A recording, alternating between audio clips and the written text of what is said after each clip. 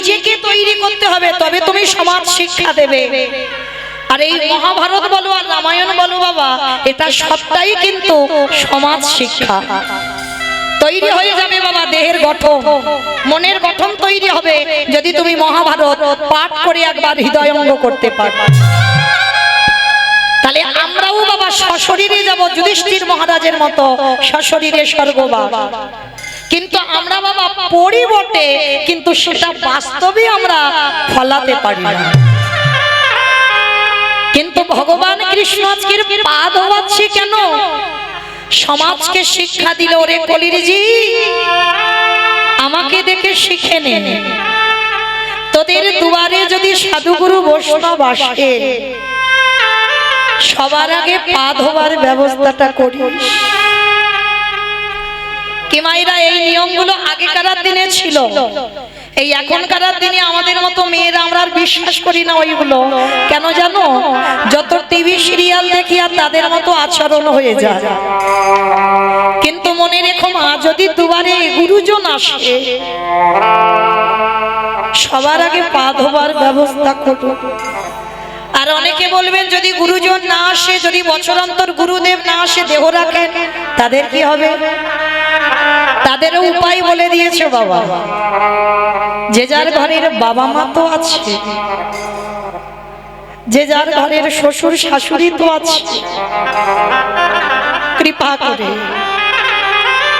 আমি রোজ রোজ বলে যাচ্ছি না বা বৎসরে একবার চেষ্টা করো নিজের হাতে ওই বাবা মার দুটো চরণ যুগল ধৌত করিয়ে দিতে। কেন জানো? ভগবান বলছে যদি কেউ জীবিত ভগবানকে পূজা করতে পারে তাকে আর নবদ্বীপ যেতে হয় না, বৃন্দাবন যেতে হয় না, হরিদ্বার, দক্ষিণ ভারত, পশ্চিম ভারত কোথাও যেতে হয় না। আমি সারা জীবন সেই ভক্তের দরজায় বন্দী হয়ে যাই। নিতাই গৌর হরি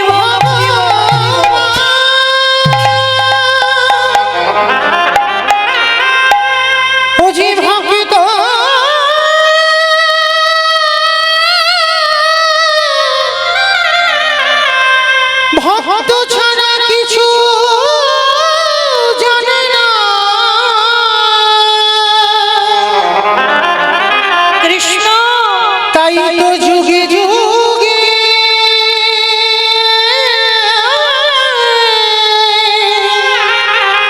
ও যে ভক্তের কাছে ছুটে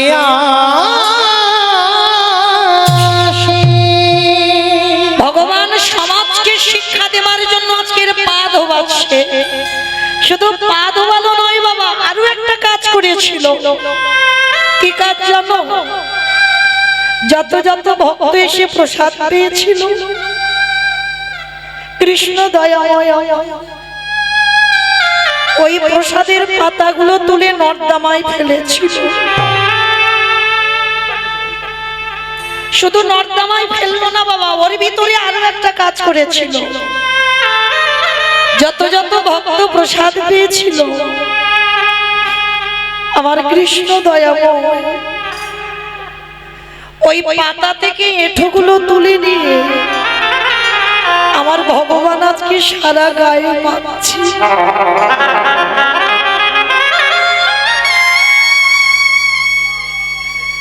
যখনই আমার ভগবান সারা গায়ে মাখছে, যুধিষ্ঠির মহারাজ বলেছিল কৃষ্ণ কৃষ্ণ, কে নিচু জাত কে উঁচু জাত এসেছে ওদের পা ধোয়াচ্ছিস, মেনে নেওয়া যায়। ওদের এঁঠো পাতাগুলো নর্দমায় ফেলছিস, মেনে নেওয়া যায়। কিন্তু কৃষ্ণ ওদের এঁঠোগুলো নিয়ে তুই সারা গায়ে মাখছিস। ভগবান মৃদু হেসে বলেছিল দাদা, এই জগতে ভক্তের এঁঠো আমি কেন মাখছি জানো? এই জগতে সবাই যে পাপ করে, কিন্তু ভগবান কৃষ্ণ কি বলছে জানো? দাদা আমি হলাম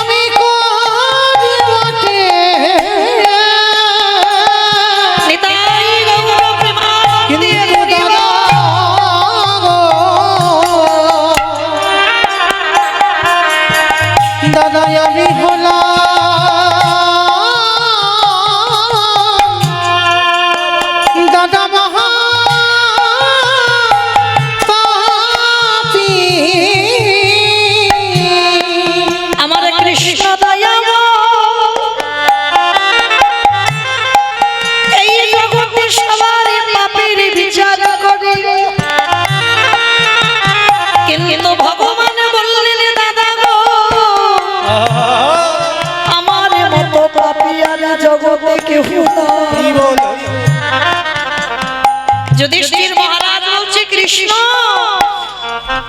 তুই নিজেকে বলছিস পাপী, কি এমন পাপ করেছিস? বলে দাদা আমি যে পাপটা করেছি এই দাপরেতে নয়, করেছিলাম ত্রেতা যুগে রঘুপতি রামচন্দ্রের অবতার। সে কি রাম অবতারে পাপ করেছিস? কি পাপ? বলে জানো দাদা আমি তো নিজের হাতে বিশ্বের সবার মনির ছেলে রাবণকে হত্যা করেছিলাম। সে কি তা রাবণকে মেরে তুই রাম অবতারে পাপ করেছিস? রাবণ তো ভালো লোক ছিল না। কে গো মায়েরা, রাবণ ভালো লোক ছিল না খারাপ লোক ছিল গো? খারাপ লোক? ভালো লোক? বাবা সব মাথার গেছে কীর্তন শুনে শুনে। কি করে ভালো লোক হবে? যে ভগবানের বউ চুরি করে সে কোনোদিন ভালো লোক হয়? ওই যে বললাম প্রথমে কীর্তেন নারকেল, তাই না? তাহলে বাইরে দেখলে হবে না। দেখবেন বাবা অনেক অনেক মানুষের কথাবার্তা গুলো মোটে ভালো নয়, মানে তার চলাফেরা গুলো ভালো নয়, দেখলে মনে হবে লোকটা মোটে ভালো নয়। কিন্তু ওই লোকটার সঙ্গে যখন তুমি মেলামেশা করবে তখন বুঝতে পারবে বাবা ওই মানুষটা কত বড় মনের মানুষ। তার রাবণের চরিত্রটার বাবা ঠিক এই রকম, বাইরেটা কঠিন কিন্তু ভিতরটা এতটাই নরম আর এতটা আমার রামের চরণের দাস ছিল যেটা অবাক হয়ে যাবে বাবা শুনলে। তা জানো একটু ছোট করে বলি বাবা, ঘোষণা করেছিল লঙ্কাতে রাম নাম যে করবে তার নাকি মৃত্যুদণ্ড দেওয়া হবে। আর এই কথা শুনে বাবা কেউ কোনোদিন লঙ্কাতে রাম নাম করতো না। কিন্তু আপনারা সবাই এখানে জানেন রামচন্দ্রের একনিষ্ঠ ভক্ত ছিল রাবণের ভাই, যার নাম হচ্ছে বিভীষণ। তা বিভীষণ রামচন্দ্রের একনিষ্ঠ ভক্ত, তা বাড়িতে রাম নাম করতে পারে না তো কি হয়েছে, গঙ্গার পাড়ে গিয়ে রামের ছবি তো ধরতে পারছে না, এই একদিকে লিখেছে রয়াকার আর একদিকে লিখেছে ম, আর মাঝখানে বিভীষণ মাথাটা দিয়ে নয়ন জলে বক্ষ যুগল ভাষা। কিন্তু বাবা রাম নাম করা নিষেধ আছে। এইবার এক পরিচারিকা দেখতে পেয়েছে বিভীষণ রাম নাম লিখে কাঁদছে, রাবণের কাছে গিয়েছে, মহারাজ মহারাজ আপনি তো বলেছেন যে যে রাম নাম করবে তার নাকি মৃত্যুদণ্ড দেওয়া হবে, চলে আপনারই ভাই কি করছে গঙ্গার পাড়ে দেখবে চলে। তা এইবার ভালো করে তো রাবণ জানে যে আমার ভাই নিশ্চয়ই কিছু করেছে, আর ওরা দেখে ফেলেছে, এবার আমি কি করব। এইবার রাবণ গিয়ে দূর থেকে দেখছে বাবা একদিকে রয়াকার লেখা একদিকে মো লেখা, মাঝখানে বিভীষণ মাথাটা দিয়ে নয়ন জলে ভাসছে। রাবণের ভক্তিটা দেখেন বাবা, দূর থেকে দেখে কর্মচারীদের ডেকে বলছে, তোদের মাথায় আর কিচ্ছু নেই। বলে কেন? ওই দেখো রাম নাম লিখেছে, ভালো করে দেখো তুমি। বলে তোদের মাথার গন্ডগোল হয়েছে। রাবণ বলছে, বলে কেন? ওরে রয়াকারে হয় রাবণ, আর ওর বৌদিদিকে এত ভালোবাসে, ওর বৌদির নামটা কি? মন্দোদরী। রয়াকারটা লিখেছে আমার জন্য, আরে মোটা লিখেছে ওর বৌদির জন্য। তোরা যখন দেখতে পেলি ওটা রাম লিখেছি, কিন্তু আমি জানি আমার ভাই রাম নামে লেখে না, আমাকে এত ভালোবাসি, ওরে আমার নামটা ধুলারে পড়ে লিখে দিয়েছে।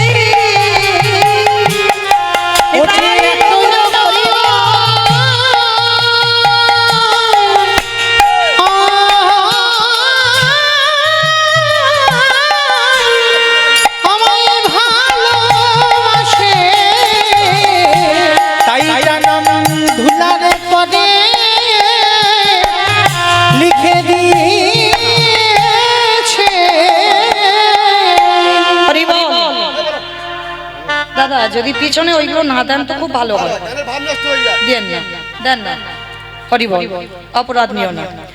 তো বাবা তা রাবণের কতটা ভক্তি দেখেন, কিন্তু করলে কি হবে সবাই বুঝতে পারলো ঠিকই তো রয়াকারে রাবণ হয় আর মতে মন্দোদরী হয়, মানে গন্ডগোল করে ঠিক পাকিয়ে বুঝিয়ে দিল রাবণ। কিন্তু একদিন আর বোঝাতে পারলো না বাবা। যেদিনে রাতের অন্ধকারে বিভীষণ ওই রামচন্দ্রের ছবিখানা হৃদয়ে ধরে কাঁদে, সারা রাত খারামে খারামে বলে কাঁদে। আর একজন গিয়ে রাবণকে খবর দিয়েছে, মহারাজ সেদিন তো গঙ্গার ঘাটে রাবণ মন্দোদরী লিখেছিল, আর আজকে তোমার ভাই কি করছে দেখবে এসো। বাবা আজকে তো নাম লেখেনি, গোটা ছবি নিয়ে কাঁদছে। এইবার রাবণ কথা শুনে গেছে, দরজাটা খুলেছে, খুলে দেখছে বাবা ভাইয়ের বুকে রামচন্দ্রের ছবি। এবার তো আর কিছু বলতে পারবে না। এবার সবার সামনে রাবণ পিছন থেকে গিয়ে সজোরে একেবারে ভাইয়ের বুকে লাথি মেরেছে।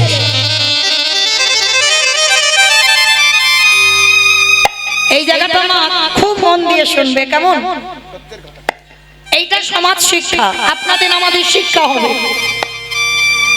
বড় দাদা এত জোরে লাথি মেরেছে ছোট ভাইকে, ধুলাই পড়ে গেছে বাবা, আচমকা বুকে মেরেছে তো লাথি, খুব ব্যথা লেগেছে। আচ্ছা বলো তো বাবা, যদি বড় দাদা ছোট ভাইকে লাথি মারে, আমার ছোট ভাই ছেড়ে দেবে? বাবা ছেড়ে দেবে? উল্টে চড়চাপড় বসিয়ে দেবে না? বড় দাদা যদি মারতে পারে, আমি ছোট ভাই হয়েও একটা চড় বসাতে পারবো না? এটা আপনাদের সঙ্গে হয়, এটা আমার সঙ্গে হয়। কিন্তু রাবণ বিভীষণ বাবা এরা এমন ভাই নয়, এদের চরিত্রটা একেবারেই আলাদা ছিল। যখনই দাদা ভাইকে লাথি মেরে ফেলে দিল, ধুলা থেকে হামাগুড়ি দিয়ে উঠে রাবণের দুটো চরণ বুকে ধরে বলছে, দাদা এই যে আমার বুকে তুমি লাঠিটা দিলে, তোমার দুটো পায়ে ব্যথা করছে না তো? দাদা গো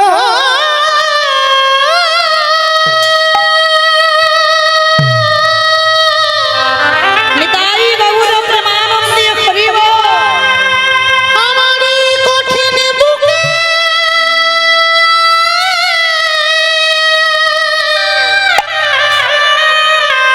বুকে লাঠি মেরে হরিব তোমারই কোমল চরণে কি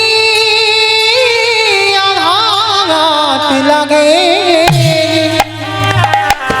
দাদা গো একেবারে বলো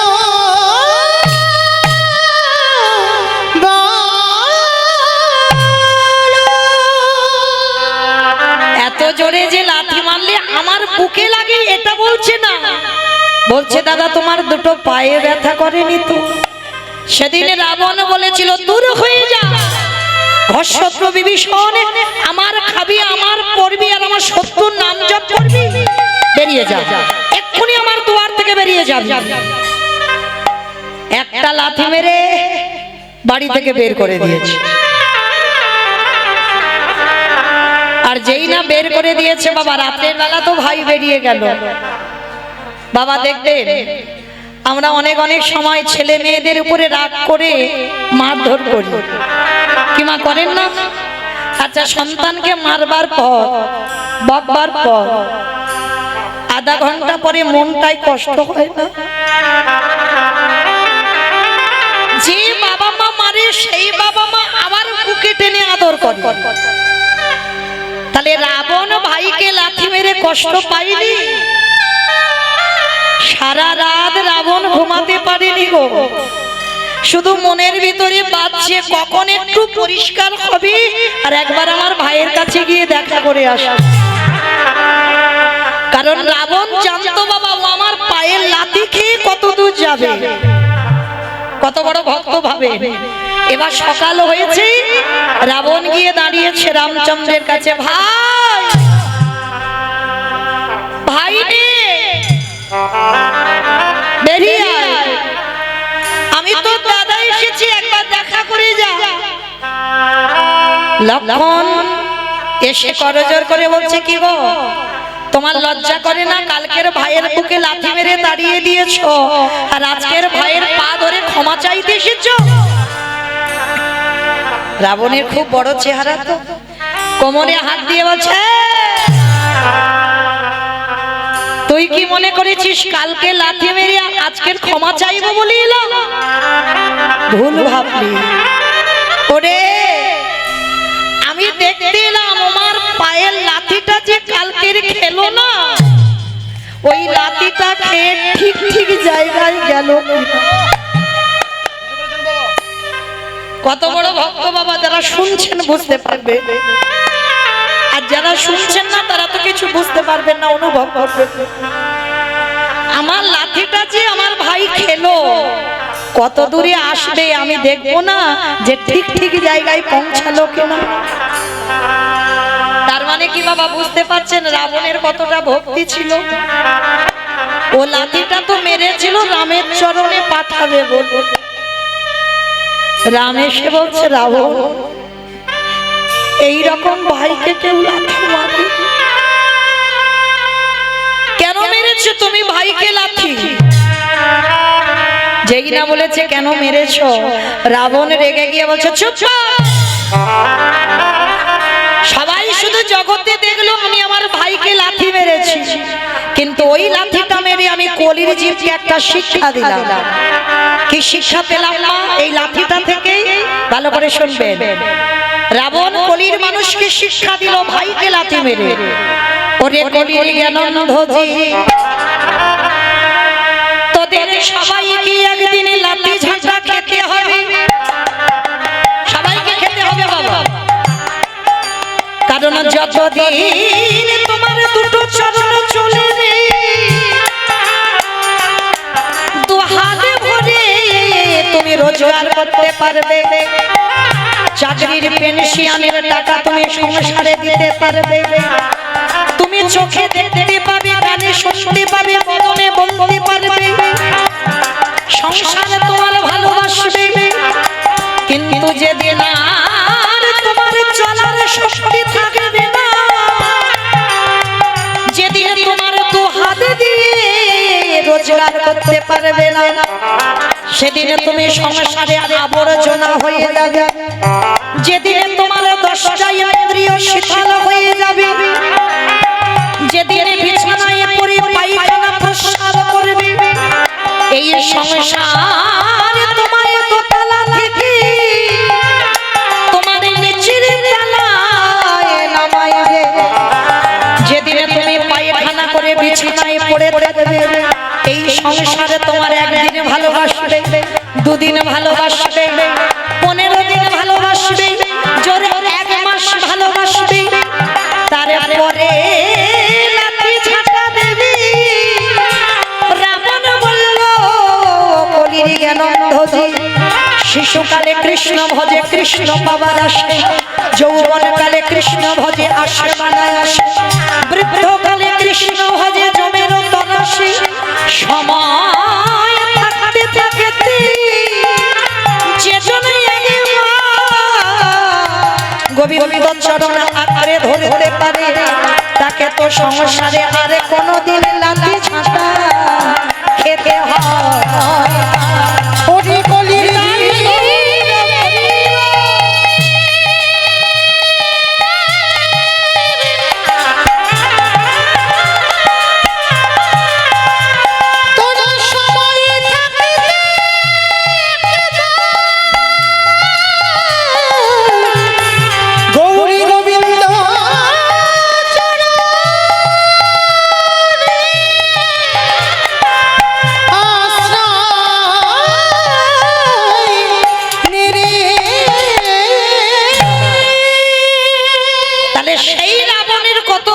ছিল বাবা, সেই রাবণকে মেরে রামচন্দ্রের পাপ হলো। সেই পাপ কবে ধৌত করলো? কৃষ্ণ অবতারে যুধিষ্ঠির রাজস্বয় যোগ। আমাইরা যেখান থেকে এসেছিলাম আবার সেখানে ফিরলাম তো, মনে পড়ছে? যারা শুনছো তাহলে দেখো, কৃষ্ণ হয়ে রাবণকে যে মেরে রাম পাপ করেছিল, সেই রাম অবতারে পাপ কৃষ্ণ অবতারে খণ্ডন করছে। কি করে?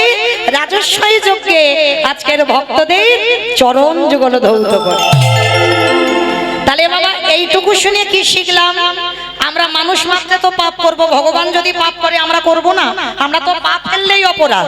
তাহলে অপরাধ যারা করে ফেলেছি বা আছি অপরাধী হয়ে, একটা সাধুগুরু বৈষ্ণব পেলে চরণ যুগল ধৌত করাও, তাও যদি না পারো বৈষ্ণবদের এঁঠো পাতা একটু পরিষ্কার করো, তাও যদি না পারো ওই ভক্তদের এঁঠো একটু ভালো করে গায়ে রেখে নাও। আর যদি নিতে পেরেছো, কোটি কোটি জন্মের অপরাধ থেকে মুক্তি পাবো পাবো পাবো। কিন্তু মনে রেখো বাবা, কর্মফল তো ছাড়বে না।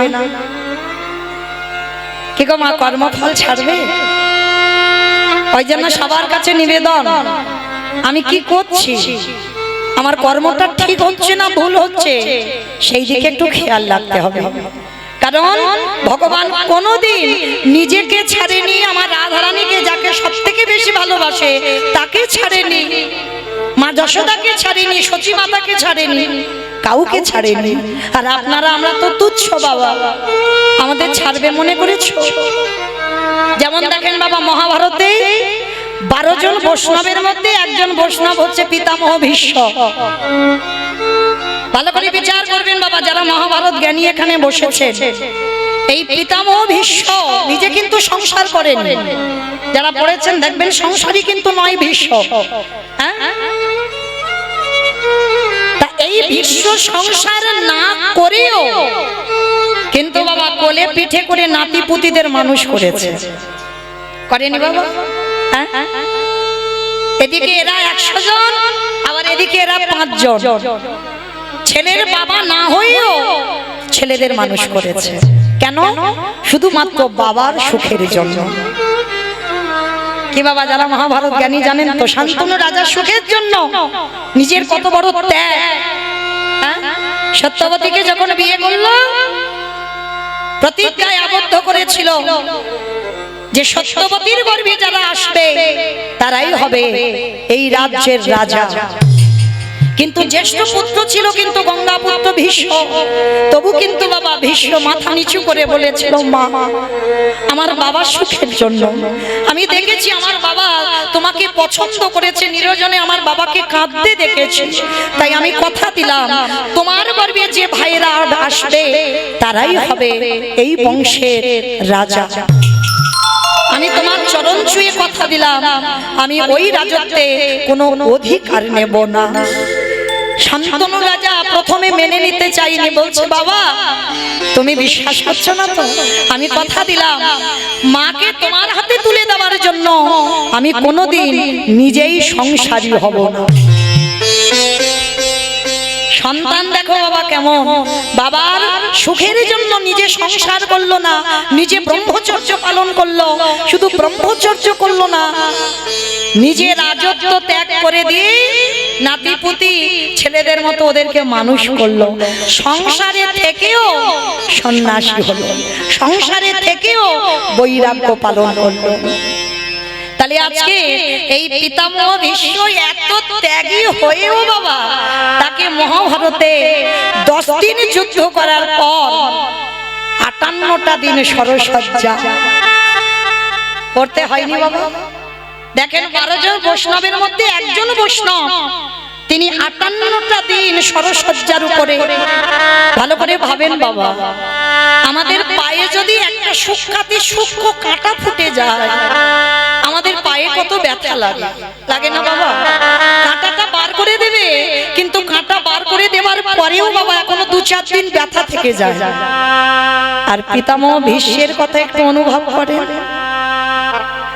অর্জুনের একটা একটা বাণ প্রত্যেকটা অঙ্গে গাঁথা রয়েছে। যখন রক্তের বন্যা বয়ে যাচ্ছে, ওই তীরের আগা থেকে রক্ত পড়ছে, পঞ্চ পাণ্ডবরা গিয়ে বলেছিল দাদু তুমি এবার মরে যাও, তোমার এই কষ্ট তোমার এই দুঃখ আমরা সহ্য করতে পারছি না, তুমি এবার মরে যাও।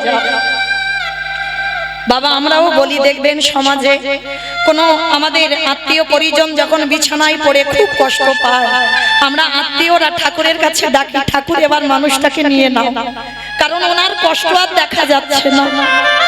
ভীষ্ম সরসজ্জায় পড়ে আছে, অর্জুন বলছে দাদু আমার জন্য আজকে তোমার এই দুর্দশা। আমার মানে তো তুমি সরে সজ্জায় আছো। বিশ্বের চরিত্র দেখেন বাবা, বিশ্বের হাত দুটো তো আর জড়ো করতে পারছে না বাবা, বান মারা আছে, শুধু মাথাটা নিচু হয়ে আছে। কেন মাথাতে বাবা কোনো বান মারা ছিল না? কেন মাথাতে বান দেয়নি? একটাও বান মারেনি মাথাতে। কেন? কারণ এটাই সমাজকে শেখালো, বড় যদি হতে চাও আগে সাধুগুরু বৈষ্ণব চরণে, গুরু চরণে নত হতে শেখো। আর যদি তুমি নিচু হতে না পেরেছো, কোনোদিন তুমি উঁচু হতে পারবে না। আজকের ভীষ্মের কাছে সবাই এসে কাঁদছে, দাদু আমরা কত বড় ভুল করেছি। ভীষ্ম বলছে, অর্জুন তোমার এই বানগুলো যে আমার গায়ে যখন গাঁথা আছে না, আমার কি মনে হচ্ছে জানো? ছোটবেলায় যখন তুমি দাদু দাদু বলে আমার কাঁধে উঠতে, আমি মাটিতে ঘোড়া হতাম, তুমি আমার কাঁধে চড়তে। আজকে তোমার এই বানগুলো আমার গায়ে যখন গাঁথা আছে, মনে হচ্ছে অর্জুন আমাকে একেবারে আষ্টে পৃষ্ঠে জড়িয়ে ধরে আছে। যুধিষ্ঠিরকে জ্ঞান দিচ্ছে কি করে ধর্ম চালনা করতে হয়, কি করে ধর্ম চালনা করতে হয়, রাজ্য চালনা করতে হয়। ও দাদু এবার তুমি মরে যাও না দাদু, অনেকদিন তো হলো তুমি কষ্ট পাচ্ছ, তোমার তো ইচ্ছা মৃত্যু, মনে করলে মরবে আর মনে না করলে তুমি মরবে না। ও দাদু এবার মরে যাও না। ভীষ্মের এই চোখের কোণ দিয়ে বাবা জল টোপে টোপে পড়ছে। স্বরের বিছানার উপরে আছে তো, কাঁচার বলছে, যুধিষ্ঠির আমি যে মরব, আমি মরেও শান্তি পাবো না। কেন দাদু তুমি মরে শান্তি পাবে না কেন? তোমার কি হয়েছে? কারণ আমি যে একজনের কাছে ঘোর অন্যায় করে রেখেছি। কে দাদু? সে আমায় ক্ষমা না করলে আমি কি করে মরি বলো? দাদু সে কে? বলে কেন তোমাদের ঘরণী দ্রৌপদী। দ্রৌপদীর কাছে ভীষ্ম অপরাধ করে রেখেছিল বাবা। আপনারা জানেন যেদিন পাশা খেলায় পাণ্ডবরা হেরে গেল, সবকিছু বাজি রেখেছিল, ভাইদের বাজি রাখলো, রাজ্যর বাজি রাখলো, নিজেও বাজি রাখলো, কিছু যখন ছিল না। দ্রৌপদী মা তখন ছিল রজশালা, দ্রৌপদীকে দুর্যোধনের কাছে বাজি রেখেছিল। মহাভারত সমাজকে এটাই শিক্ষা দিল, যারা বাবা জুয়া খেলায় মেতে যায় তারা দেখবেন ঘর বাড়ি পরিবার সব পর্যন্ত বিলি করে দেয়, তাই না মা? এমনকি দ্রৌপদীকে বাজি রেখে দিল। আর যখন দ্রৌপদীকে বাজি রাখলো, দ্রৌপদীর অনুমতি নেয়নি। দুর্যোধন আদেশ দিয়েছিল দুঃশাসনকে চুলের মুষ্টি ধরে যেন দ্রৌপদীকে কুরুসভায় আনা হয়। এনেছিল বাবা দুঃশাসন, আর চুলের মুষ্টি ধরে যখন টানতে টানতে আনলো না, এনে বাবা বক্ষের কাপড়টা ধরে টানছে। সবার প্রথমে দ্রৌপদী ওই দাদু ভীষ্মের কাছে গিয়ে করজোড় করে বলেছিল, দাদু ও দাদু তুমি তো এদের থেকে সব থেকে বয়স জ্যেষ্ঠ, তুমি কিছু তো বলো। দাদু একটা নারীর যদি সম্মান চলে যায়, একটা নারীর যদি নিজের লজ্জা নিজে ঢাকতে না পারে, সেই নারীকে এই সমাজ কোনোদিন আর নারী বলে না। অপরাধ নেবেন না মা, এখানেও দ্রৌপদী একটা শিক্ষা দিয়ে গেল। সমাজে দেখবেন বাবা কোন কোন মেয়ে এমন এমন জামা কাপড় ব্যবহার করে যাদেরকে দেখলে বাবা আমরা নারী হয়ে লজ্জা বোধ হয়। এটা বাস্তবের কথা বলছি, কিন্তু দোষটা কিন্তু বাবা তাদের নয়, দোষটা হচ্ছে তার বাবা মা। যখন মেয়েটা ঘর থেকে পার হলো, যদি বাবা মার চোখে লাগতো তাহলে ওই পোশাক পরে কোনো দিন বাইরে বেরোতো না। তাহলে যাকে দেখলে একটা নারী লজ্জা বোধ করে তাহলে বাবা পুরুষরা তো তাকাবেই বটে। তাহলে দোষটা তো পুরুষদের নয়, দোষটা তার বাবা মা। তাহলে মহাভারতে বাবা অপরাধ নেবেন না যে আমি জ্ঞান দিচ্ছি, আমি বলছি না।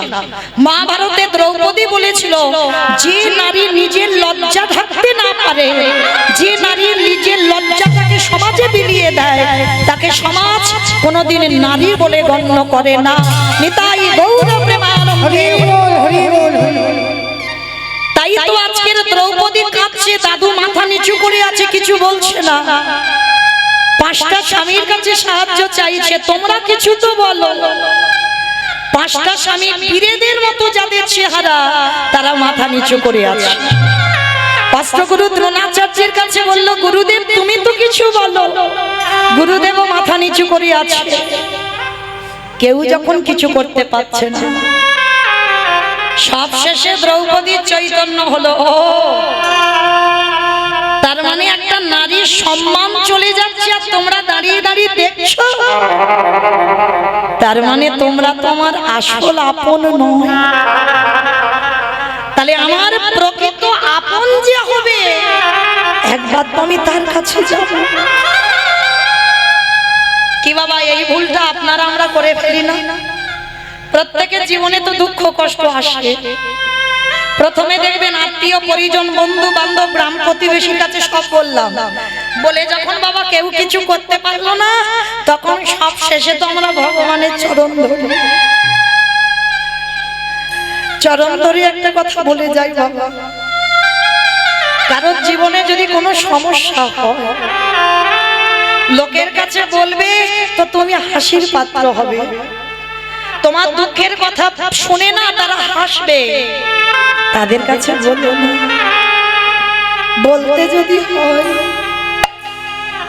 আমার ভগবানের চরণ আশ্রয় করো।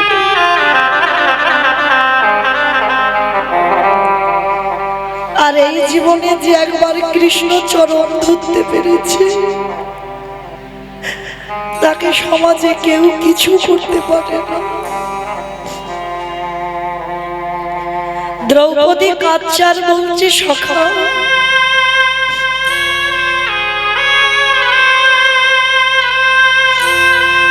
আমার পাঁচটা স্বামী কিছু করলো না, দাদু দেখছে, গুরুদেব দেখছে, এবার তো আমি দিশেহারা। বক্ষের কাপড়টা এক হাতে ধরে আছে, এক হাত দিয়ে ডেকেছিল, হে ব্রজেন্দ্র নন্দন কৃষ্ণ দেখা দাও। এলো না। হে দ্বারকাধিপতি কৃষ্ণ দেখা দাও। এলো না। হে গোলকপতি কৃষ্ণ দেখা দাও। এলো না। তিনবার ডাকা হয়ে গেল, কৃষ্ণ আসছে না। দ্রৌপদী বলে বলো, তার মানে তুমিও চাও যে আমি এই সবার মাঝে বিবশনা হই? বেশ, তবে শুনে রেখো কৃষ্ণ, যেদিন থেকে আমার জন্ম হয়েছে এই দেহ মন প্রাণ আমি তোমার চরণে দিয়েছি। আমার বলতে যা কিছু আছে আমি সব তোমার দিয়ে দিয়েছি। এবার দেখি তুমি কি করো। দুটো হাত ছেড়ে দি, শুধু একবার ডাক দিয়েছিল, হে প্রাণপতি দেখা দাও।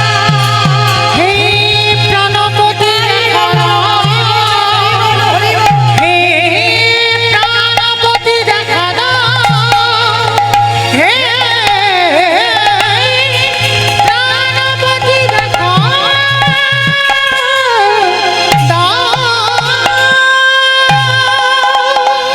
যেই না বলল প্রাণপতি দেখা দাও, কৃষ্ণ আমার রথের উপরে বসে আঙুল থেকে কাপড়টা খুলছে। এই কাপড়টা তো দ্রৌপদীর দেওয়া বাবা, জানো তো? সেই শিশুপাল যেদিন বধ হয়েছিল, হরি বলে একটু দাঁড়া, শিশুপাল যেদিন বধ হয়েছিল, সেদিন ওই দ্রৌপদী যে হাতে সুদর্শন ধরেছিল, আঙুলটা কেটে গিয়ে রক্ত ঝরে ঝরে পড়ছে।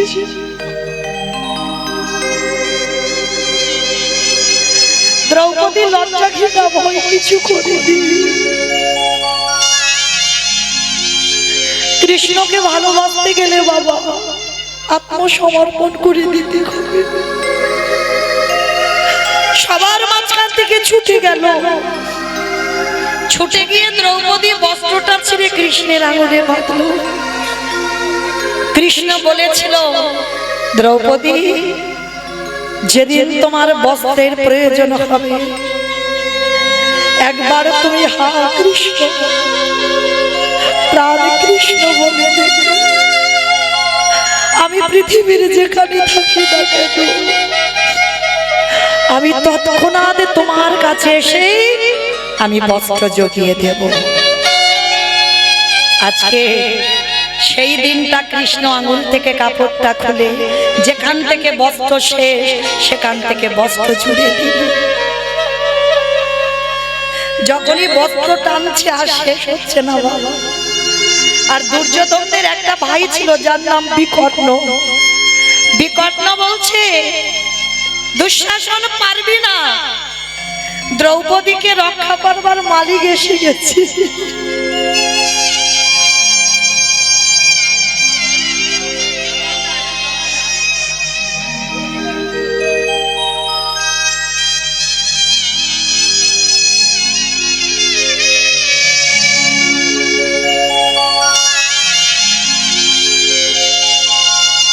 দ্রৌপদীকে রক্ষা করবার মালিক দাঁড়িয়েছে।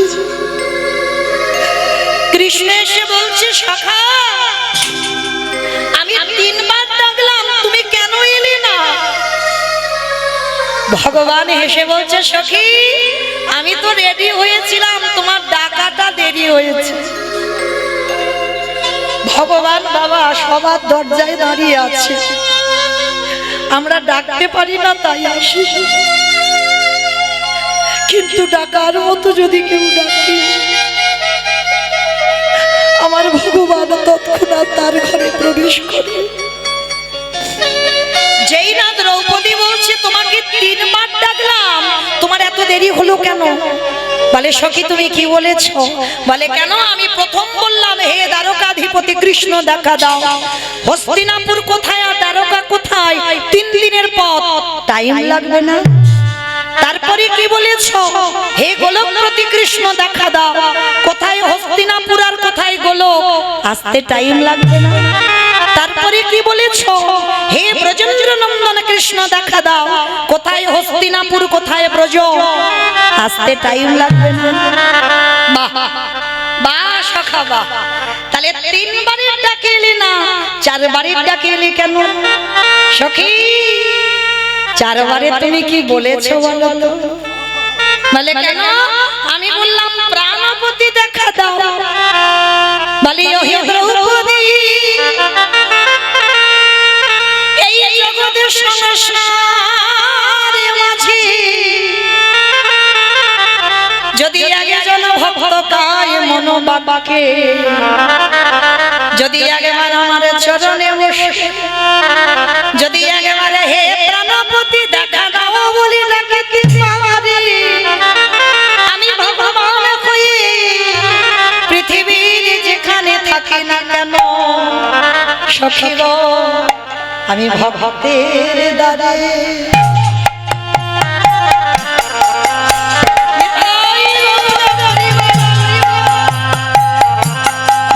ছোটে যে জনে ডাকার মতো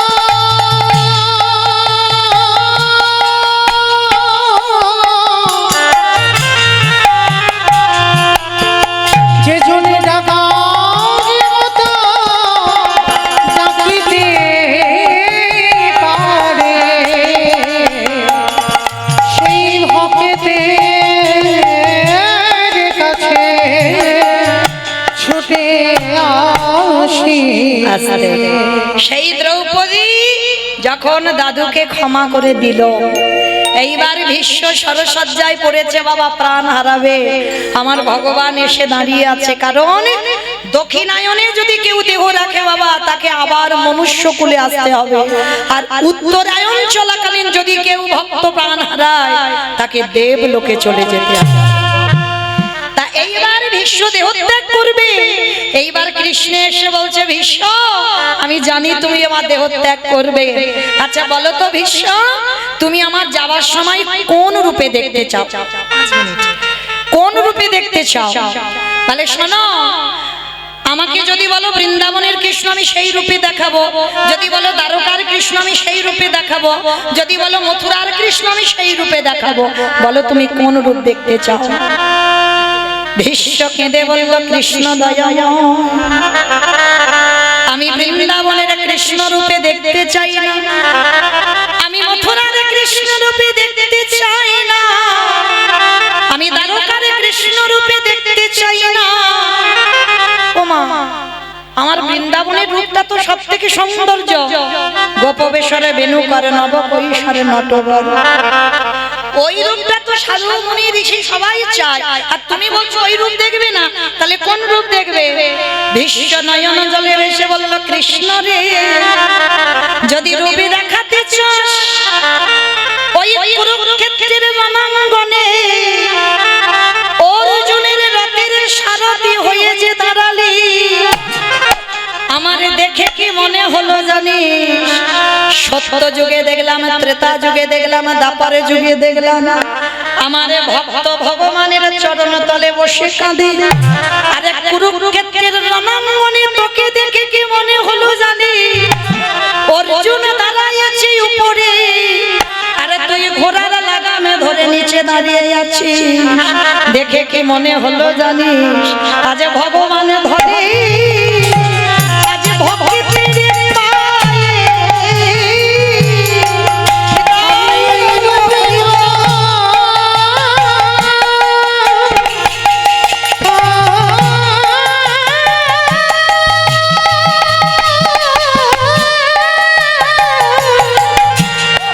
আমি যে ওই রূপে বড়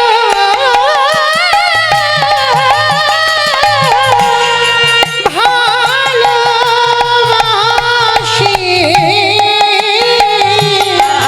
দেখলাম ভগবান ধরে আজ ভক্তের পায়ে। ওরে কৃষ্ণ রে, আগত কলিযুগে যদি অর্জুনের মতো একজন ভক্ত আসে, আমি মরে গিয়েও যেন দেখতে পাই তুই ভক্তের সম্মুখেতে ভালো হয়ে আছিস। ওরে এই রঙের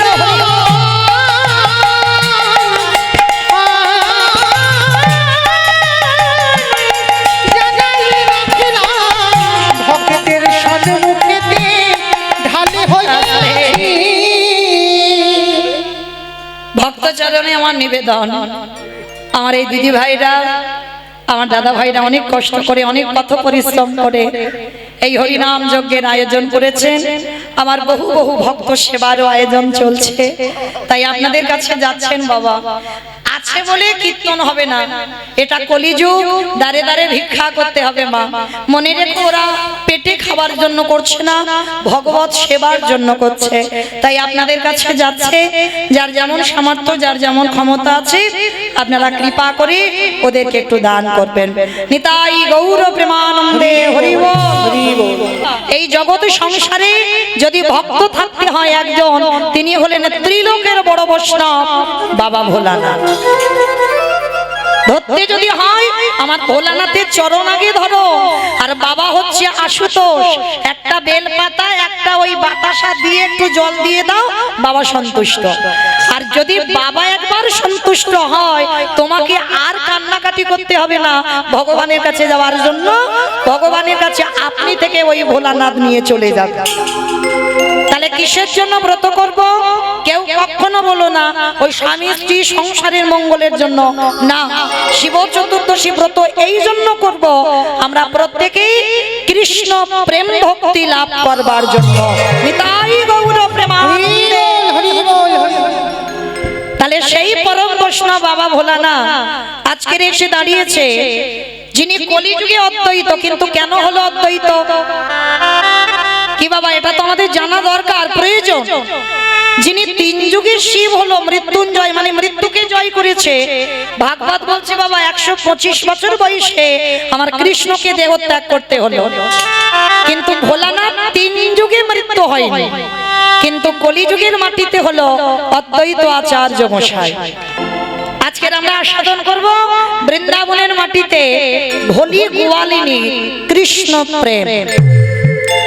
মাইরা বেশি কিন্তু টাইম নয়, জানেন আপনারা, মাত্র আর 1 ঘন্টা, তো আরো কমে গেছে টাইম। তো যাই হোক, যতক্ষণ এই লীলাটুকু হবে একটু আস্বাদন করবেন। কেমন?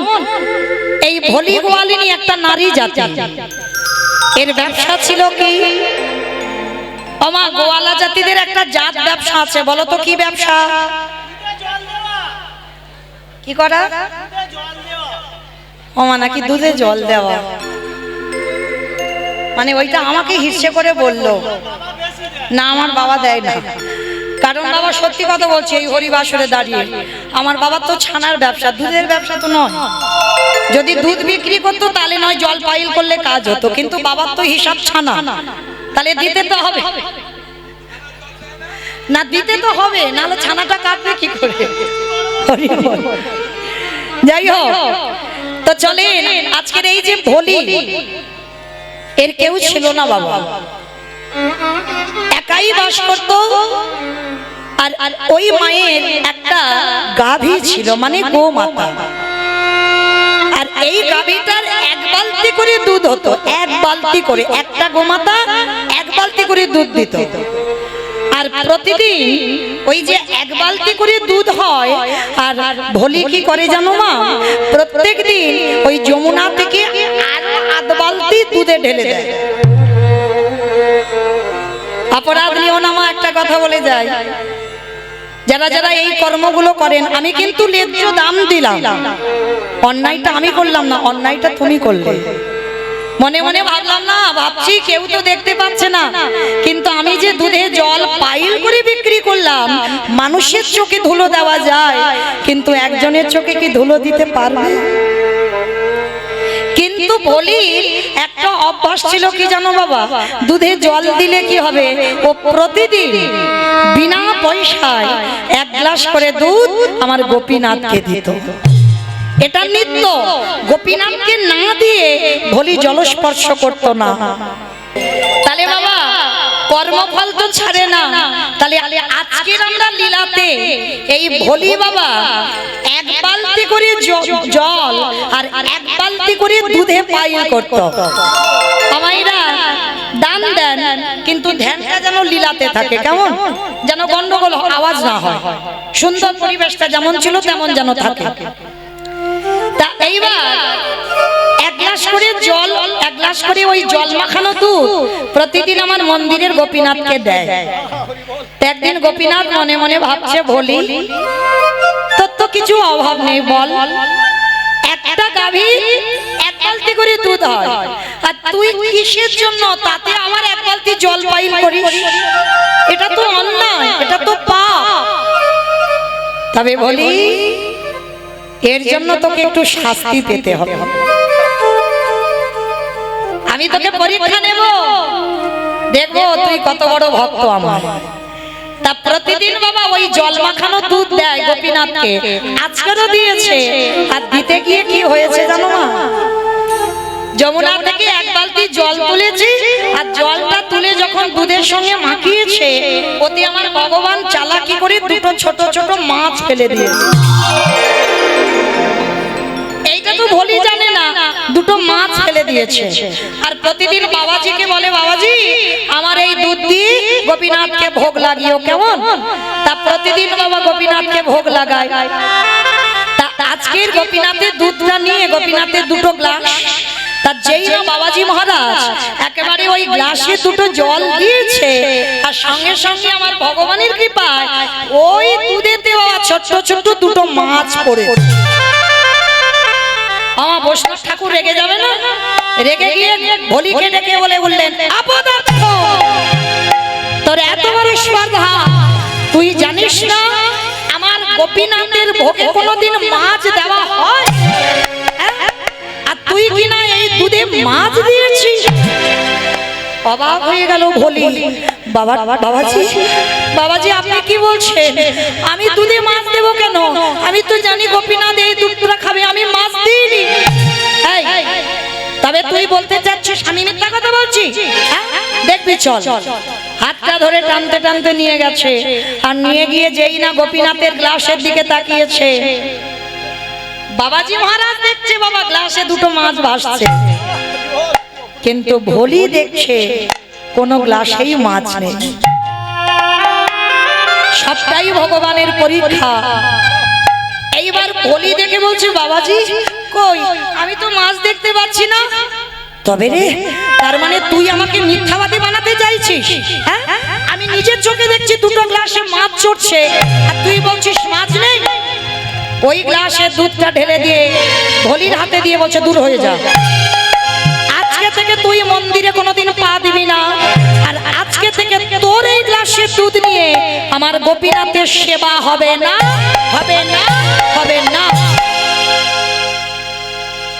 গ্লাস ভর্তি দুধটা ভোলিকে দিয়ে দিল।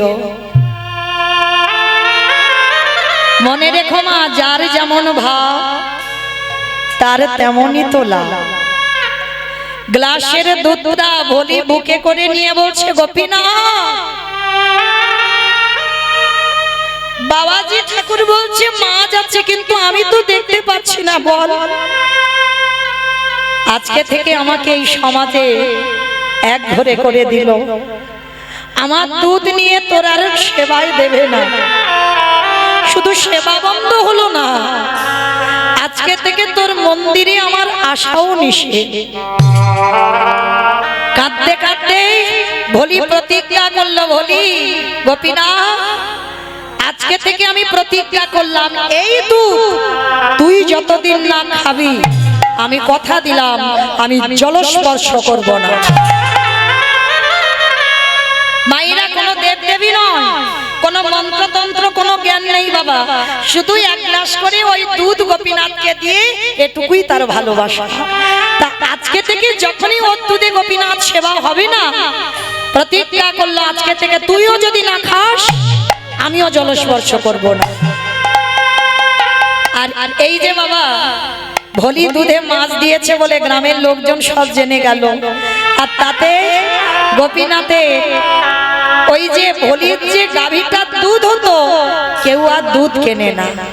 সবাই তো জেনে গেল ভোলি দুধে জল দেয়, কেউ আর কেনে না। হঠাৎ 3 দিনের মধ্যে ভোলির ঘরে ছটফট করতে করতে গাভীটার মৃত্যু হয়ে গেল। ভগবানের পরীক্ষা এমনই হয় মা, যার থাকে তার অনেক দেয়, আর যার কিছু থাকে না তার আর কাঙাল করে দেয়। ভোলি ওই গ্লাসে দুধটা গোপীনাথের একটা ছবি আছে, ছবির সামনে দিয়েছে, গোপীনাথ আমার গরুটা ছিল তাকেও কেড়ে নিলি, গ্রামে আমাকে তুই এমন করে দিলি আমি গ্রামে মুখ দেখাতে পারি না। বেশ, আজকে থেকে আমি যাবই না কোথাও, আর কিছু খাবো না। 3 দিন হয়ে গেল বাবা, অনাহারে অনিদ্রায় ভোলি শুধু গোপীনাথ দেখা দে, ওরে গোপীনাথ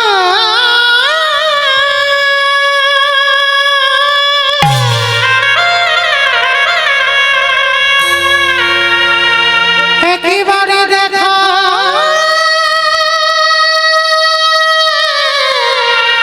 দেখা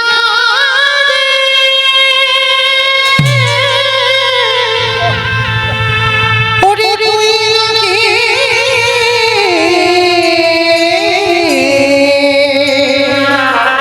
আমি তো কোনো অন্যায় করিনি বল। হকে দে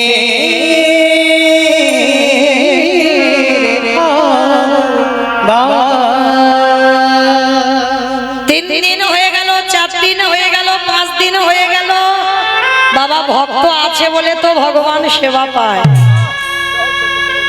কি গো, এই এতজন ভক্ত দাঁড়িয়ে আছে বসে আছো, আমি কীর্তনী আমার সম্প্রদায়, এদের মধ্যে এমন এমন ভক্ত আছে বাবা, তোমরা নিজেরা জানো না। তোমরা সেবা দিলে তবে আমার ভগবানের সেবা হয়, আর তোমরা যদি সেবা না দাও আমার ভগবান উপবাসে কাটা। ভলির দুধ যেত গোপীনাথ খেত, 3 দিন 4 দিন 5 দিন 1 সপ্তাহ হয়ে যাচ্ছে ভলির দুধ যায় না, আর গোপীনাথ 1 সপ্তাহ কিছু খায় না।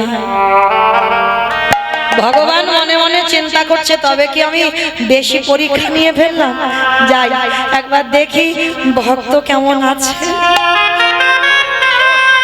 একাদশীর পরের দিন দ্বাদশী, আর মনে রেখো মা, ভগবান বেশিরভাগ ভক্তের বাড়িতে যায় দ্বাদশীতে, আর এই দ্বাদশীতে আমাদের টাইম মতো পারণটা ঠিক করতে হয়। লাঠি ঠুকে যেমন আজকের আমাদের সেই সৌভাগ্য তিথি দ্বাদশী তিথি, এই দ্বাদশীতে ভগবান একটা বৈষ্ণব রূপ ধারণ করেছে, জীর্ণ মলিন বস্ত্র, হাতে একটা লাঠি। বয়স্ক মানুষ লাঠি ঠুকতে ঠুকতে আজকের ভলির দুয়ারে এসেছে, এসে ডাকছে, ওমা ভলি, কেউ কি বাড়িতে আছিস মা?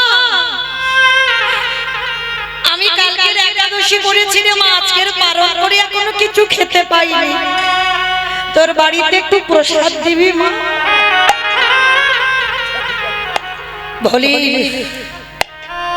ভলির যেই না কানে আওয়াজ গেছে, ছবিটার কাছে দুধটা রেখে 1 সপ্তাহ বাবা সেই দুধটা কিন্তু ফেলেনি, কারণ বাবাজি মহারাজ দেখেছে ওতে মাছ আছে, কিন্তু ভলি তো দেখেনি। এইবার ভলি বাইরে এসে দেখে না একটা বৈষ্ণব বয়স হয়েছে, ভলি করজোর করে মাথায় কাপড়টা তুলে দিয়ে বলছে, বাবাজি বলুন আপনি আমার কাছে কি চান? ও মামা, ও মা, দুটো খেতে দিবি মা, বড্ড খিদে পেয়েছে রে মা, 1 সপ্তাহ হয়ে গেল ভালো করে কিছু খেতে পাই, কারণ ভলির দুধ যায়নি আর গোপীনাথের খাওয়া। দে না মা কিছু খেতে। বাবাজি তুমি এমন দিনে এসেছো, আমার ঘরে তো কিচ্ছু নেই জানো বাবাজি, একটা অপরাধের জন্য আমি ওই মন্দিরে আর যেতে পারি না। আমাকে সমাজে সবাই কত কটু কথা বলে, আমার একটা মাত্র গাভী ছিল সেও মরে গেল, আমি একা, আমার বাড়ি কিচ্ছু নেই, আমি নিজেই তো 1 সপ্তাহ খাই। ভগবান গেছে কেন? সেই যে মাছ মাখানো দুধটা খাওয়ার জন্য। ভগবান বারবার বলছে, বলি দেখ না তোর ঘরে কি কিচ্ছু নেই? বিশ্বাস করো বাবা, কিচ্ছু নেই আমার বাড়ি। ও মা, তুই একটু ভালো করে খুঁজে খুঁজে দেখ না, কিচ্ছু নেই তোর বাড়ি। ভগবান বারবার মনে করাচ্ছে, সেই 1 সপ্তাহ আগে যে দুধটা ফেরত দিয়েছিল, সেই দুধটা তো আমার ছবির সামনে বসানো, দেখ না মা কিচ্ছু কি নেই। হঠাৎ বলির মনে পড়ে গেল সেই যে ছানা কেটে গেছে। বাবা আমাদের নয় দুধের ব্যবসা জানি, যাদের দুধের ব্যবসা নয় তারাও কিন্তু জানে, দুধ যদি রেখে দেওয়া যায়, যদি জাল না দাও, ছানা কেটে যায় না। আর 1 সপ্তাহ মানে বাবা সে তো টক হয়ে যাবে, গন্ধ হয়ে যাবে, পচে যাবে। ওই দুধ খাওয়ার জন্য আমার গোপীনাথ এসেছে, বারবার বলছে দেখ না মা। ভলির মনে পড়ে গেল, তাই তো মনে পড়ে গেছে, সত্যি তো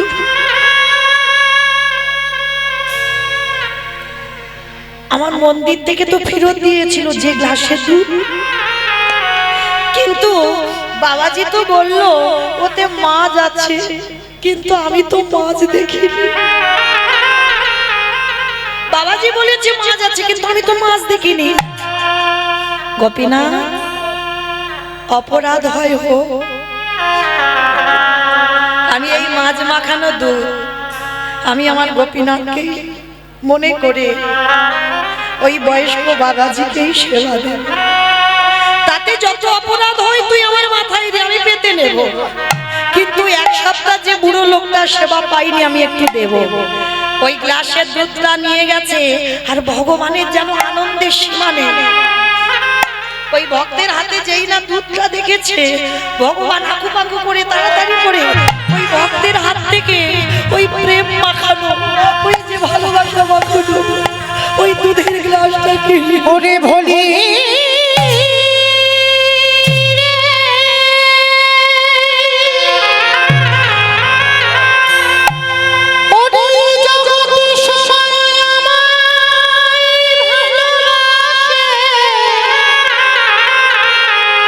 কিন্তু তোরে মতো করে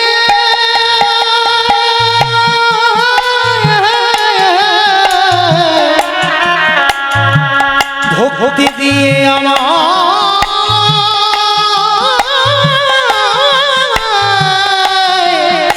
কেউ রাখে না। গোপীনাথে তাড়াতাড়ি করে ভোলির হাত থেকে গ্লাসটা কেড়ে নিয়ে ভগবান আমার সাগরে ওই ভক্তের প্রেমে মাখানো ভালোবাসা মাখানো এক একটা আগেকার ছানা কেটে জামা দুধ আমার গোপীনাথ কেমন আনন্দে গ্রহণ করে। ও যে ভক্তি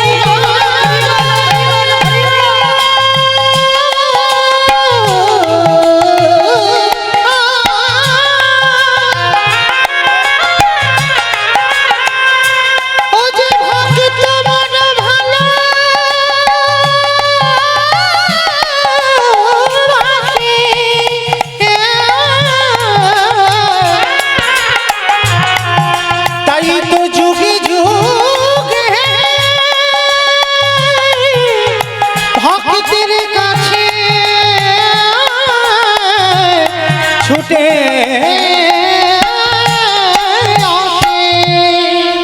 এইবার গোপীনাথ বৈষ্ণব সেজে বলছে ওমা বড় তৃপ্তি পেলাম রে মা তোর ওই দুধটা খেয়ে।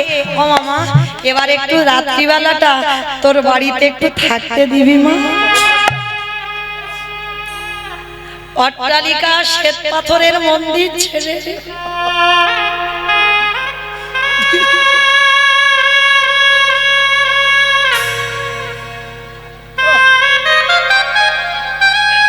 ভগবান গিয়ে দাঁড়িয়েছে একে কাঙাল ভক্তির বাড়ি। বললাম একটু থাকতে দিবি। ভোলি মনে মনে চিন্তা করছে এক অপরাধে আমি মন্দিরে যেতে পারি না, আবার যদি এই বাবাজিকে আমার ঘরে থাকতে দিই এই সমাজে আমাকে দ্বিচারিণী বলবে, আমাকে কলঙ্কিনী বলবে। বাবাজি আমি তো একা নারী জাতি থাকি, আপনি যদি আমার ঘরে রাত কাটান সকালবেলা হলে সমাজ আমাকে কত কটু কথা বলবে। ও মামা আমার তো বয়স হয়ে গেছে, বল একটা কাজ কর, তুই বড় ঘরে থাকবি, আমাকে একটু খড় বিছিয়ে দিবি, আমি তোর একটু উঠানে থাকবো। কি গো ভগবান আনন্দ সেখানেই পায়, ভক্তের প্রেম আর ভক্তি যেখানে আছে। ভগবান রজনীগন্ধার মালা দিয়ে সাজতে চায় না, ভগবান কোনদিন শ্বেত পাথরের মন্দিরে থাকতে চায় না, ভগবান কোনদিন রাজ অট্টালিকাতে বসে রাজভোগ খেতে চায় না। শুধু যদি একবার নয়ন জলে ভক্তি প্রেম দিয়ে যে ডাকে সে খেতে ঘর হলেও ভগবান তার দরজায় যায়। এইবারে যেই না মা ভোলি মনে মনে ভাবছে এত বয়স্ক লোক কনকনে ঠান্ডা ঠক ঠক করে কাঁপছে, বয়স হয়েছে তো বাবাজি ঠিক আছে, আমার ভাগ্যে যা লেখা আছে লেখা আছে, তুমি বরং আমার ঘরের ভিতরে থাকো আর আমি একটা দিন আমি বাইরেটাই কাটিয়ে দিই। আমার গোপীনাথ মনে মনে ভাবে ভোলি রে এমন রে দিয়ে ভালোবাসা দিবি আমাকে কেউ কোনোদিন ডাকে না। ওরে ভোলি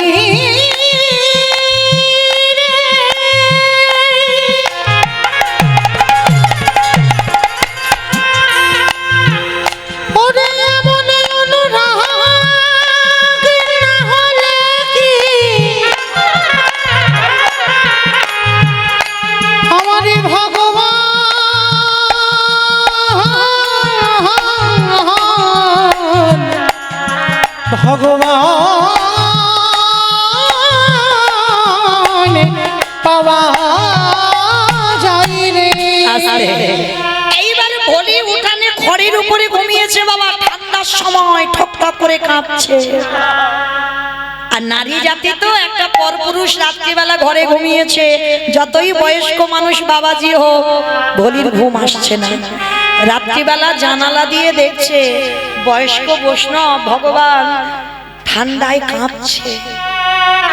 ভোলির ঘরে কিছু নেই, আছে একটা শত ছিদ্র ছেঁড়া কাঁথা।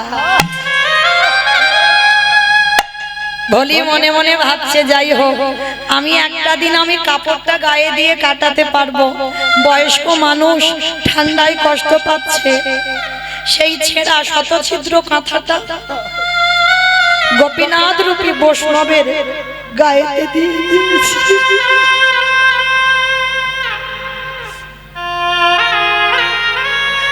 গোপীনাথ ওই ছেঁড়া কাঁথাটা বুকে জড়িয়ে ধরেছে। ভক্তের প্রেম ভালোবাসা আছে যে ওতে, কিছুতে আর কাঁথাটা ছাড়ছে না। আর বলি ওই উঠানে ঘুমাতে ঘুমাতে বাবা একটু ভোরের বেলা চোখ লেগে গেছে, ঘুমিয়ে পড়েছে। আর যেই না বলি ঘুমিয়েছে, ভগবান তো ঘুমাতে যায়নি গো, ভক্তকে কৃপা করতে গেছে। তা যেই বলি ঘুমিয়েছে আমার গোপীনাথ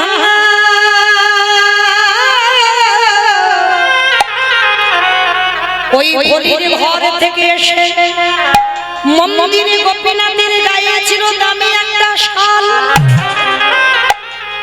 ওই নিজে ছেঁড়া কাঁথার বদলে ওই দামি শালটা নিয়ে ভোলির ঘরে গিয়ে ভোলির গায়ে ঢাকা দিয়েছে। কেমন ভক্ত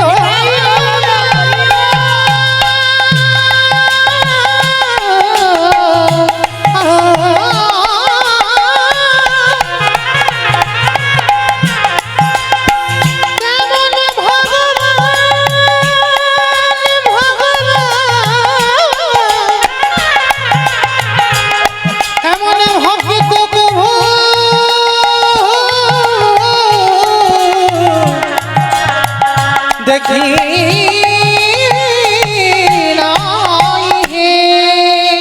ভোলি তো জানে না তার গায়ে কি দিয়ে গেছে। সকাল হয়ে গেল, কাকপক্ষী ডাকছে, ভোলির একটু দেরি হয়ে গেছে, ওই ভোরের বেলা ঘুমিয়েছে না, আর উঠে দেখে না। তাড়াতাড়ি করে ওই গায়ে কি আছে ওটা খেয়াল নেই, তাড়াতাড়ি করে উঠে দরজার ভিতরে গিয়ে দেখে না সে বাবাজি নেই। বাবাজিও নেই, আর তার ছেঁড়া কাঁথাটাও নেই।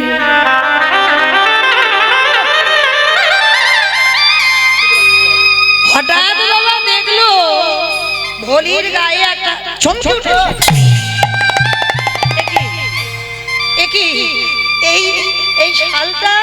এই শালটা তো আমার গোপীনাথে। যারা গৌর গোবিন্দ সেবা করো, যারা গোপাল সেবা করো, যারা আমার শিব বিগ্রহ অর্চন করো, প্রতিদিন তো দেখো ভগবানের গায়ে কি পোশাক আছে। তা ভোলি তো প্রতিদিন মন্দিরে যেত, সে জানতো যে গোপীনাথের গায়ে কি কি রঙের পোশাক আছে, কি আছে। আর সেই গোপীনাথের শালটা ভোলির গায়ে। কত ভক্তিমতী মা, কাউকে কিছু বলেনি, শালটা ভালো করে ভাঁজ করে হাতে নিয়ে ছুটতে ছুটতে গেছে। ছুটতে ছুটতে গিয়ে ওই বৈষ্ণব বাবাজিকে ডেকেছে, বাবাজি বাবাজি বাবা, এই আবার তুই মন্দিরে পা দিয়েছিস, বেরিয়ে যা, তোকে বলেছি না কোনোদিন মন্দিরে আসবি। বাবাজি বাবাজি আমি মন্দিরে আসিনি, তুমি যেদিন থেকে বারণ করেছো আমি কোনোদিন প্রতিজ্ঞা করেছি আমি মন্দিরে পা দেব না। তাহলে কেন এসেছিস? বাবাজি জানো কালকে রাত্রিবেলা না তোমাদের এই মন্দিরের গোপীনাথ আমার বাড়িতে গিয়েছিল, আর গিয়ে জানো এই আমার ছেঁড়া কাঁথাটা নিয়ে চলে এসেছে, আর গোপীনাথের এই দামি শালটা আমার গায়ে দিয়ে চলে এসেছে। কি মায়েরা কাউকে বললে বিশ্বাস করবে? তুমি যদি এই মালঞ্চতে কীর্তন শুনতে এসেছো, যদি আমার মন্দিরে শিব বিগ্রহ নিজের পরনের উত্তরীয়টা তোমাকে দিয়ে দেয়, তুমি যদি কাউকে বলো, কেউ বিশ্বাস করবে? ওই জন্য মনে রাখতে হবে বাবা, আপন ভজন কথা না কহিবি যথা। ভজনের মানুষ না পেলে ভজনের কথা কোনো দিন বলতে নেই। সমস্ত সাধন ভজন সব নষ্ট হয়ে যাবে। কিন্তু বলি তো সোজা সরল মেয়ে কিছু বোঝে না। শালটা এনে বলছে, দেখো তোমার গোপীনাথ আমার ছেঁড়া কাঁথা নিয়ে শালটা দিয়ে এসেছে। বাবাজি মনে হলো, তবে রে, তার মানে একবার দুধে মাছ দিয়েছিস, আবার রাতের অন্ধকারে গোপীনাথের শাল চুরি করেছিস? না, আমি চুরি করিনি, আমি চোর নই, বিশ্বাস করো, আমি চুরি করিনি। তবে রে, গ্রামের লোককে সব ডেকেছে, সবাই এসে বলে উঠলো, ওই তো তোর হাতের যে শালটা, ওটা তো গোপীনাথের শাল। তোমরা বিশ্বাস করো, ও তো আমার ছেঁড়া কাঁথার বদলে শালটা দিয়ে এসেছে। মিথ্যা কথা। সবাই মিলে ভলিকে বেত্রাঘাত করছে, দূর হয়ে যা, বেরিয়ে যা। গোপীনাথ,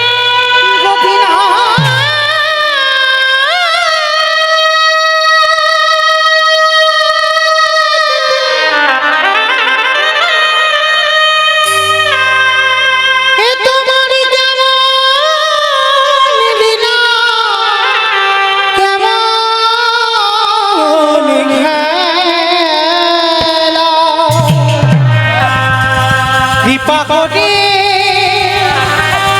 দেখা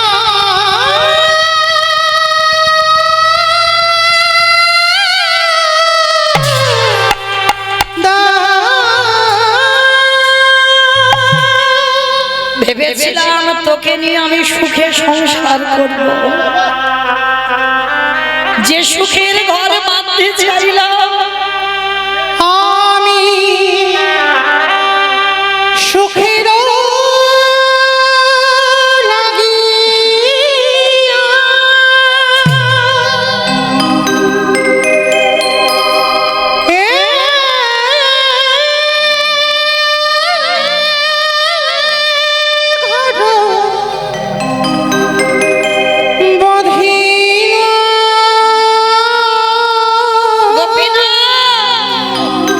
সবাই আমাকে মারছে, তুই অন্তত সবই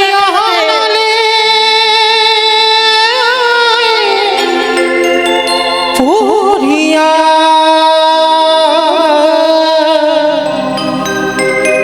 গেল রে। আমি চলে যাচ্ছি, কোনোদিন আর আসবো না। সবই অননে পুরিয়া গেল।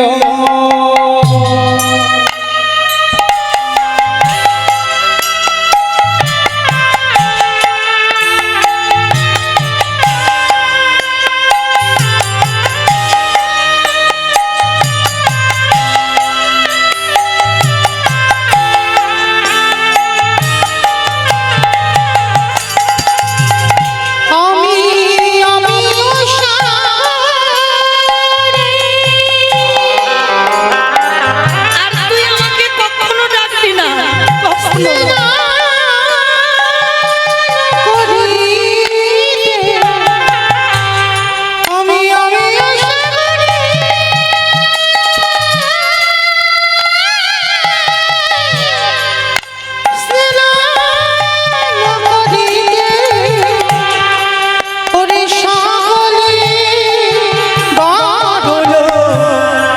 হেলো রে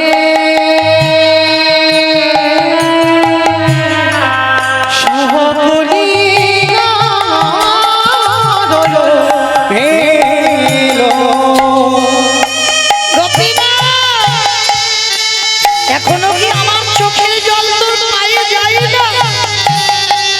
কেন এত কাঁদা?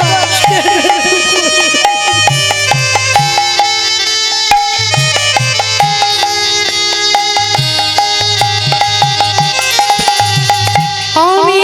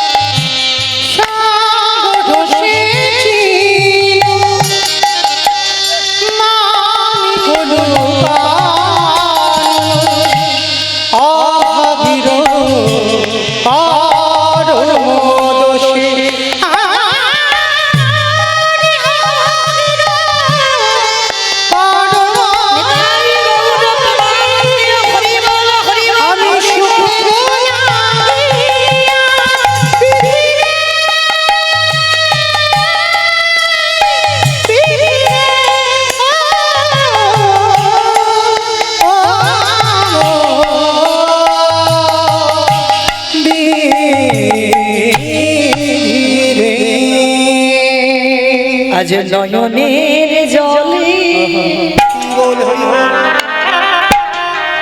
এত মারা মেরেছে গো, ভক্তের সারা অঙ্গ দিয়ে রক্ত ঝরে।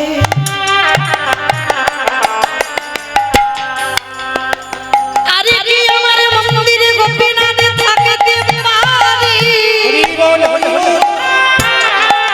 ভক্তের প্রতিটা অঙ্গের আঘাত ভগবান অঙ্গে ধরেছে।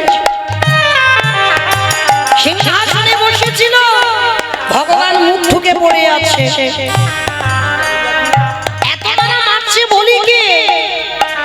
শেষ পর্যন্ত বাবাজির কষ্ট হচ্ছে। বাবাজি বলছি দাঁড়া, ওকে মেরো না, ও তো এত মার মারছো তো মরে যাবে মেয়েটা, দাঁড়াও দাঁড়াও দাঁড়াও। ও যে বারবার বলছে না ওর কাঁথা নাকি আমাদের গোপীনাথ নিয়ে এসেছে, চলো তো একবার দেখি। ধীরে ধীরে মন্দিরে গিয়ে যেই না দরজা খুলেছে, দেখে না গোপীনাথ সিংহাসন থেকে ধুলার পরে পড়ে আছে। আরে বলির সেই ছেঁড়া কাঁথাটা আমার গোপীনাথ বুকে ধরে আছে।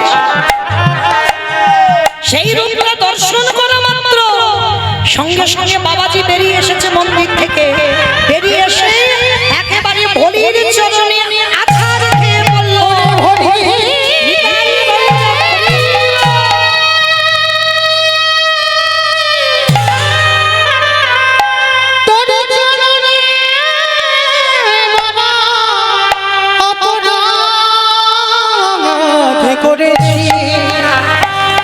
তুই যদি পারি আমায় ক্ষমা করে দে। বলি চমকে উঠলে, কি কি বাবাজি আমার পায়ে পড়ছো কেন? কি হয়েছে তোমার? যেই না চরণটা ধরেছে, বলি পাটা ছাড়িয়ে দিয়েছে, বাবাজি পা ছাড়ছে না। বলি রে, এই জগৎ সংসার মাঝে ভগবানকে ডাকলে হবে না। যদি কোনো ভাবে তো গুরু চরণ আশ্রয় করে, যদি একবার ভক্তের চরণ সেবা করতে পারি, আমার ভগবান সারা জীবন তারে দরজায় বন্দী ওছে ভক্তে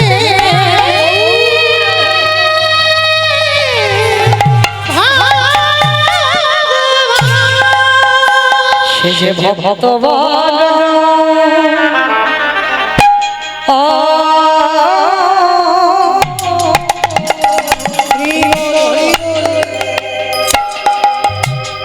ভালো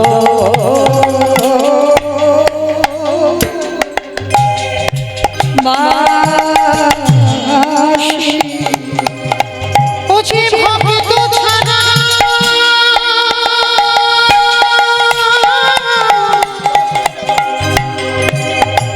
ওছে ভক্ত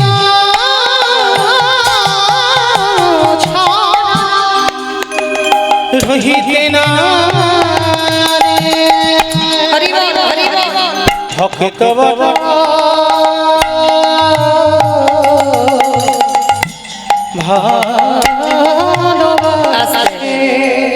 গোপীনাথ দৈবমানি করলো, পূজারি তুমি প্রতিদিন আমায় ভালোবেসেছো, ডেকেছো বটে, কিন্তু ওই বলির এক গ্লাস করে ওই দুধ খাইয়ে সারা জীবন আমায় কিনে নিয়েছে। বাবাজি মহারাজ গিয়ে বলল, বলি আজ থেকে আমি গোপীনাথের সেবা করব না, আজ থেকে আমি তোর চরণ সেবা করব। আর শোন, আর এই তোর চরণ সেবা করতে করতে আমি একদিন যদি তোর কৃপা পেয়ে যাই, তাহলে অচিরে কৃষ্ণ কৃপা পাবে। ভক্ত ছাড়া সেবা করিলে অচিরে কৃষ্ণ কৃপা হবে। এইবার বলি নয়ন জলে যেই না কাঁদলো, ভক্ত বাৎসল্য ভগবান থাকতে পারলো না। বলিকে বললো, বলি তোর সাধনা সঠিক, তোর ভজন সঠিক, তোর নয়ন জলে আমি সারা জীবন তোর কাছে ঋণী হয়ে রইলাম। তাহলে মায়েরা মনে রাখলে কি এইটুকু লীলা শুনে, ভক্তি যার কৃষ্ণ তার সর্বশাস্ত্রে কয়, ভক্তি না থাকিলে কৃষ্ণ দেখিও বা কি বা হয়।